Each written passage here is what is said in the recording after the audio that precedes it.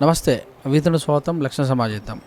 Seasonal fevers మరి రోగస్తులు ఎక్కువ కావడం చేత మరి పండ్లకు ఎక్కువగా డిమాండ్ రావడం, మరి అందులో డెంగ్యూ ఫీవర్కు బాగా మరి బొప్పాయి పండు తింటే తగ్గుతుందన్నట్టు ఒక ఉండటం వల్ల మరి బొప్పాయి పండ్లు అమ్మటానికి వచ్చినటువంటి ఒక రైతు పైన మరి ఏదైతే కొత్తపేట ఫ్రూట్ మార్కెట్లో మరి దళారుల మధ్యలో గొడవ జరిగింది. మరి అందులో ఉన్నటువంటి రాజు మరి వెంకట్ రైతు పైన దాడి చేసి మరి పొద్దుగాల కొత్తపేట ఫుడ్ మార్కెట్లో మరి కేసు కూడా చేయడం జరిగింది. వారిని అడిగి మరికొన్ని విషయాలు తెలుసుకుందాం. చెప్పండి, అసలు ఎందుకు వచ్చింది గొడవ? ఎందుకు దళారులకు మీకు జరిగినటువంటి సమస్య? ఇప్పుడు దళారులు అంటే మేము యాక్చువల్గా మా పంటల నుంచి ఫ్రూట్స్ తీసుకొచ్చి ఇక్కడ మార్కెట్ చేయడం కోసం తీసుకొని వచ్చినాం. మేము రెగ్యులర్గా వీక్లీ 10 డేస్కి ఒకసారి కోసుకొచ్చి అమ్మేస్తూ ఉంటాం అన్నమాట. అయితే ఈరోజు కూడా తీసుకొని రావడం జరిగింది. రాత్రి వచ్చింది బండి, అక్కడ మార్కెట్లో పెట్టడం జరిగింది. అయితే ప్రతిరోజు మార్నింగ్ 6 to 7 o'clock 8 వరకు మార్కెట్ పాట జరుగుతూ ఉంటుంది. ఆ టైంలో మా బండి కూడా పాట నడుస్తూ ఉన్నది. అయితే అక్కడ ఉన్న దొంగలు వచ్చేసి ఆ ఫ్రూట్స్ని ఎత్తుకొని పోతుంటే మేము వాళ్ళని గద్దించడం జరిగింది. అంటే ఎందుకు తీసుకొని పోతున్న దొంగతనం చేసి మేము కష్టపడి తీసుకొని వచ్చినాం, అంత దూరం నుంచి తీసుకొచ్చిన తర్వాత మీరు ఎట్లా ఎత్తుకోపోతారు అని చెప్పేసి నిలదీయడం జరిగింది. దాంట్లో వాళ్ళు మమ్మల్ని కేర్ చేయకుండా అట్లాగే తీసుకొని పోతున్నారు. 2-3 పనులు ఒకసారి తీసుకొని పోయింది. అట్లా ఆ మార్కెట్లో ఇక దొంగల బేడ ఎక్కువ ఉన్నది, వాళ్ళు ఎత్తుకొని పోతూనే ఉంటారు. అట్లా ఈయన కూడా తీసుకొని పోతుంటే ఎవరైతే మా మీద దాడి చేసిన క్యాండిడేట్ ఎత్తుకొని పోతుంటే అంటే ఏమనుకొని తీసుకొని వెళ్తున్నావు, మేము కష్టపడి పండించుకొని వస్తే నువ్వు అమ్మ అంత దొంగిలించుకొని పోతే ఎట్లయితుంది, ఫస్ట్ నువ్వు ఆడ పెట్టేసి మా పండు మాకు అక్కడ అని చెప్పేసి చెప్పగానే ఆయన ఎలాంటి రెస్పాండ్ లేకుండా తీసుకొని పోతుంటే కొంచెం సీరియస్గా మీ అయ్యే జాగిర్ అనుకున్నావా, తీసుకొని పోతున్నా ఆడ పెట్టేసి అన్నంతనే ఇమీడియట్గా ఆప్కా నీ అయ్యే జాగిరా అని చెప్పేసి హిందీలో గలీజ్గా తిట్టుకుంటా అమాంతం మా మీదకి అతను ఎంబడి దగ్గర 30 మంది ఉన్నారు, వాళ్ళ టీం ఉంది. అయితే ఈయన గొడవ వచ్చి కొట్టే టైంలోనే మిగతా వాళ్ళందరూ వచ్చేసి ముక్కుమ్మడిగా మా అన్న పైన నా పైన, అంటే మా అన్న చంద్రయ్య నేను ఇద్దరం మేము అక్కడ మార్కెట్లో ఉన్నాం, మా మీద ఇమీడియట్గా వచ్చేసి మా మీద దాడి చేసి ఈ విధంగా ఇప్పుడు మార్నింగ్ నుంచి కొద్దిగా ఏమనిపించలేదు, సాయంత్రం నుంచి చెవిలో పోయిన ఇక్కడ దెబ్బ కొట్టిరనమాట. సో ఇప్పుడు ఈ హాస్పిటల్కి వచ్చిన బ్లడ్ క్లాట్ అయ్యి బ్లడ్ వస్తుండే కొంచెం క్లాట్ అయిందని హాస్పిటల్ చూస్తే హోల్ పడిందని చెప్పారు. సో దానికి ఇక ట్రీట్మెంట్ అవుతుంది, అవసరమైతే ఆపరేషన్ కూడా చేయాల్సి వస్తుందని.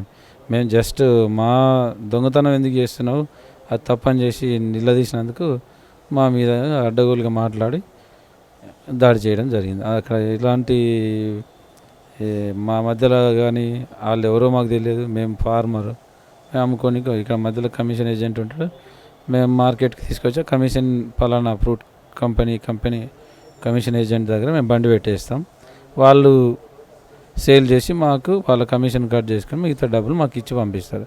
అది జనరల్గా జరిగేది. కానీ ఈరోజు ఒక సైడ్ మార్కెట్ కంప్లీట్ అవ్వకముందే ఈ దొంగలు ఎవరైతే ఈ దళారులు ఉన్నారో వాళ్ళు వచ్చేసి అలా దొంగిలించడం, మేము వాళ్ళని వాదించడం అంటే నిలదీయడం, వాళ్ళ అమాంతం వచ్చి మొత్తం భౌతికంగా మా మీద దాడులు చేసి ఇట్లా హాస్పిటల్ పాలు చేయడం, మేము ఇమీడియట్గా పోలీస్ స్టేషన్కి వెళ్ళి కంప్లైంట్ ఇచ్చినాం. ఇది జరిగింది. మొత్తం మీద ఎంతమంది దాడి చేశారు మీ మీద? ఎంతమంది మీద మీరు కేసు పెట్టారు? 5-6 మంది, వాళ్ళ పేర్లు మనకు తెలియదు, వాళ్ళు ఎవరో మనకు తెలియదు. వాళ్ళు అక్కడ కాకపోతే వాళ్ళ ఫొటోస్ వాళ్ళ వీడియోస్ అంత గొడవ ఎంత జరిగినాక నేను చివరిగా కొద్దిగా తీసిన, అది కంప్లీట్గా తీయలేదు. కంప్లీట్ వీడియో చూస్తే నాకు తెలిసి మన ఇక్కడ అంటే సొసైటీలో ఉన్న ప్రతి ఒక్కరు కూడా అని వాళ్ళ పైన మొహాన పైన ఉంచుతారు, అలాంటి సిచ్యువేషన్. వాళ్ళు హిందీలో మాట్లాడారని అన్నారు కదా, వాళ్ళు ఎక్కడి నుంచి వచ్చిన వాళ్ళు అని తెలుస్తుంది, లేకపోతే ఇక్కడ వాళ్ళైనా దళారు? అంటే వాళ్ళు ఇక్కడనే ఉంటారు, అంటే వాళ్ళు ఉండేది హైదరాబాద్లో ఉండొచ్చు. వాళ్ళు కూడా ఏం చేస్తారంటే ఈ మార్కెట్ కమిషన్ ఏజెంట్ దగ్గర కొనుక్కొని పోయి బయట అమ్ముకుంటారంట. వాళ్ళు సడన్గా ఈ గొడవ కావడానికి కారణం అంటే ఒక మాటతోటే ఇలా కావడం, లేకపోతే ఇంతమందికి ఏమైనా జరిగిందా? అసలు వాళ్ళు ఎవరో మాకు తెలియదు. మేము వాళ్ళని నేనైతే ఫస్ట్ టైం చూసిన.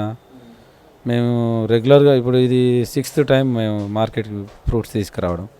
మీరు ఎక్కడ? కల్వకుర్తి పక్కన గుండూరు విలేజ్. మీకు ఎన్ని ఎకరాలు వేస్తున్నారు? బొప్పాయి ఎలా ఉంది? 6.5 వేసినాము. ఇంకా ఇప్పుడే హార్వెస్టింగ్ స్టేజ్లో ఉన్నది.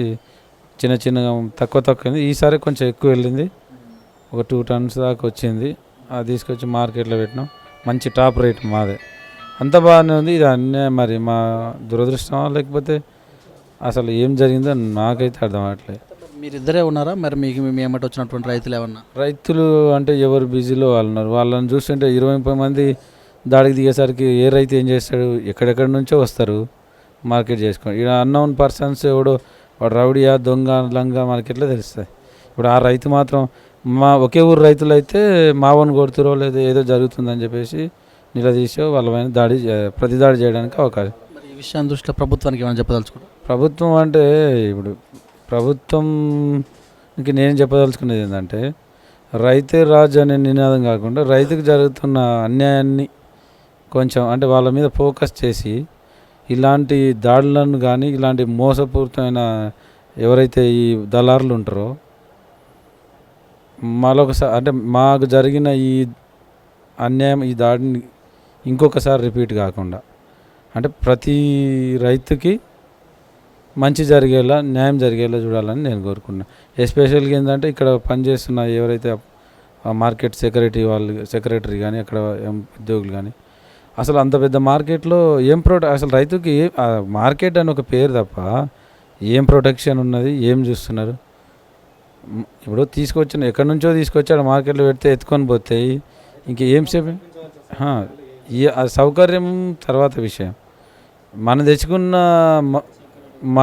మాకు సెక్యూరిటీ అంటే మేము ఏదైతే తీసుకొని వచ్చిన పంట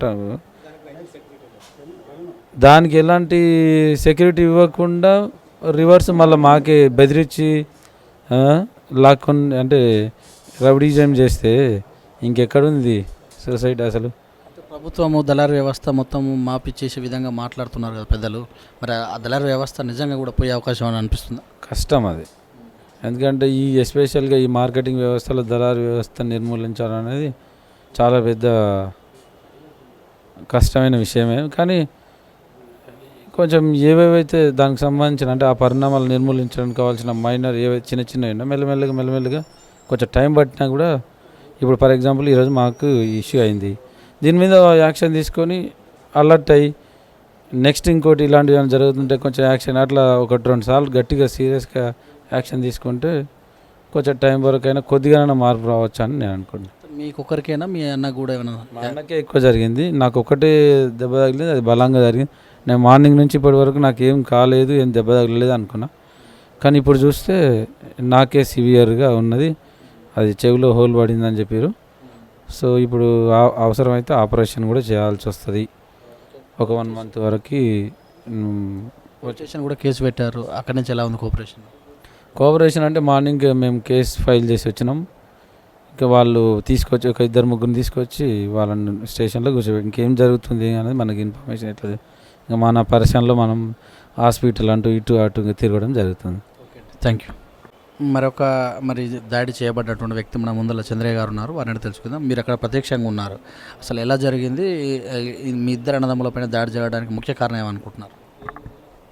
నేను అక్కడ బీట్ అవుతుంటే నేను ముందలుంటే కాయలు తీసుకొని పోతున్నారు. ఒకరు 3 కాయలు, ఒకరు 2 కాయలు తీసుకొని పోతుంటే కాయలు ఆడబెట్టు అని నేనన్నా. కాయలు ఆడబెట్టంటే నువ్వే ఓడవని అంటే బండి నాదని చెప్పిన. బండి నాదని చెప్తే అంటే ఉడికి అట్లే తీసుకొని పోతుంటే మా తమ్ముడు వచ్చి మావి కాయలు నువ్వెవరు, నీవు రైతు అంటే నీకేం తెలియదా, ఏమో మీ ఏ జాగిరి ఏమన్నా సంపాదించరా నువ్వు తీసుకొని పోనీకి అని అన్నాడు. అంటే ఇంకా బండి మీద నుండి దిగి ఇంకా కొట్టుడే ఇంకా అంతే, ఇంకా దాంట్లో ఏడుది లేదు. మీరు ఎన్ని సంవత్సరాల నుంచి ఇక్కడికి వస్తుంటారు ఈ ఫ్రూట్ మార్కెట్? మేము ఇంచుమించు 20 ఏళ్ళ సంది వస్తున్నాం ఈ మార్కెట్కి. 20 ఏళ్ళ సంది వస్తున్నాం. మరి 20 ఏళ్ళ నుంచి వస్తున్నట్టు మీలాంటి వారి పని ఇలా దాడులు జరుగుతున్నాయి కదా, ఇంతమందికి ఆ దళారులతో మీకు ఏం పరిచయం లేదా? అసలు వాళ్ళు ఏం పరిచయం లేదు. ఇక మేము ఏమైనా కానీ ఇంకా ఇట్లే వచ్చి మేము దాటించుకొని పోయేది. కానీ మాకు ఎక్కువ ప్రాబ్లం అంటే ఇప్పుడే. మరి అక్కడ ఉన్నటువంటి చైర్మన్ దృష్టికి కానీ సెక్రటరీ దృష్టికి కానీ తీసుకెళ్లారా? తీసుకెళ్తే వాళ్ళు కూడా ఏం పట్టించుకోలేదు. మాకు పొద్దుగాల 7 గంటలకు అయితే వాళ్ళు ఎప్పుడు 4 గంటలకు వచ్చిర్రు. ఇంకా అది మమ్మల్ని ఏం పట్టించుకున్నట్టు ఏం చేసినట్టు. వాళ్ళు మళ్ళీ ఇంకా బెదిరిస్తున్నారు, మీరు మార్కెట్లో మాట్లాడుకోరా, పోలీస్ స్టేషన్కి పోతారా అని మాట్లాడుతారు వాళ్ళు. ఇంకా మీదంగా ఉడక అంటే సరే మాట్లాడదాము, మరి మాట్లాడితే సరే అని చెప్పినాం మేము. మీకు ఎక్కడెక్కడ దక్కినాయి గాయాలు? నాకు ఈడ గుద్దిండు ఒకడు, ఇక్కడ ఈపుల సందన గుద్దిండు, 2 దావాళ్ళ కొట్టిండు నన్ను. ఓకే, ఎంతమంది ఉన్నారు వాళ్ళు? వాళ్ళు 5 మంది అయితే మాకు కనపడ్డారు కానీ మాకు కూడా అంత ఐడియా లేదు. వాళ్ళు చాలా మందిలో మనకేమో తెలియరు, మనదేమో అక్కడ వాళ్ళు ఈ సిటీలో ఉండేటోళ్ళు వాళ్ళ ఏరి ఏదో మామూలుగా ఇంకా అందులో వాట్సాప్లో పెట్టిండు, మామూలుగా గుర్తుపట్టినాము 4-5 గుర్తుపడితే వాళ్ళు ఇంకా మేమే అని కూడా ఒప్పుకున్నారు. కానీ పరిస్థితి అయితే ఇట్లుంది. Okay, thank you.